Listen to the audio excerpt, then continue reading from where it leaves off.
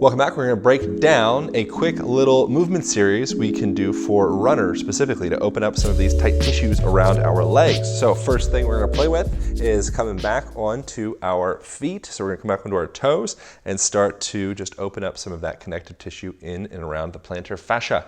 So from here, sitting back, imagine you got a nice long length happening, like there's a line slowly pulling, tugging your head up towards the ceiling.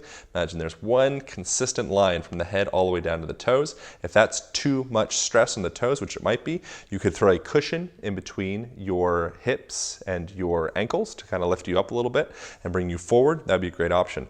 If you can sit back on here, you can take a band, and we are going to double time as we're opening up that tissue through our feet. We're gonna start to turn the muscles on in and around our back.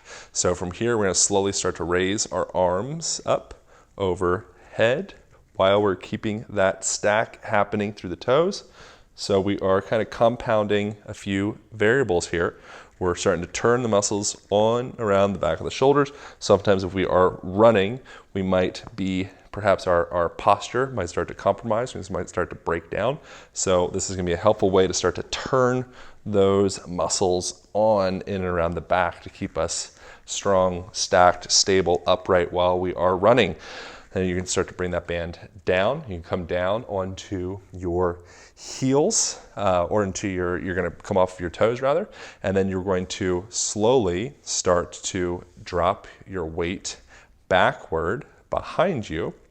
So we're going back, back, back. Knees are going to be together. Feet are going to be just on the outside of the legs.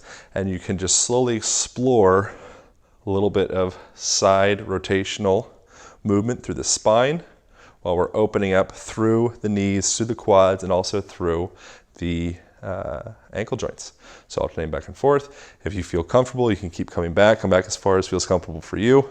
If you can keep your ribs organized, so your ribs are staying tucked towards the hips. My knees are starting to come up off the ground a little bit. So I'm going to come back up slightly and come back into kneeling. And you could come forward from here. Reach forward, forward, forward.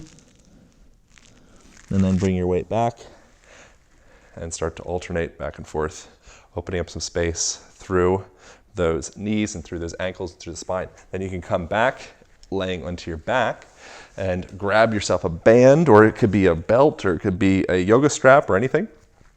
And you're going to reach that band or your leg straight up and start to do a little massaging of the plantar fascia and all of the bones, tarsal bones down in and around the ankle and the toes. So start to rotate in, out, forward, backward, eversion, inversion, go through that full range of motion.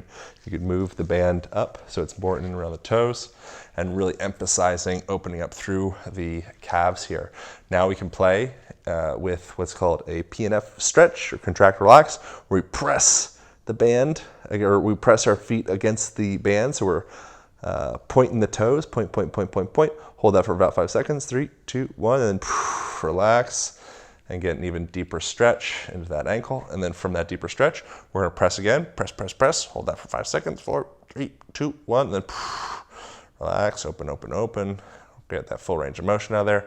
You could do that a few times, and then you can start to bring that knee down and going into kind of like a pigeon stretch is what it would be called in yoga. So we're just starting to open up through this external rotation in the hip, starting to move through it. Where you could even play with pressing the foot against, pressing it forward, doing that contract, relax again, press, press, press, press, press, and then relax, relax, relax, relax. You could even play with starting to bring that foot over to the side and start to open up through the spine a little bit.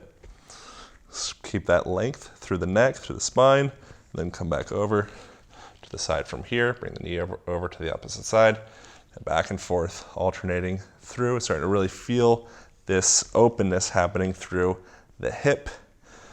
Back again. You could go into kind of like a happy baby type position and kind of go alternating, pushing, reaching out. This is gonna feel really good for most of us.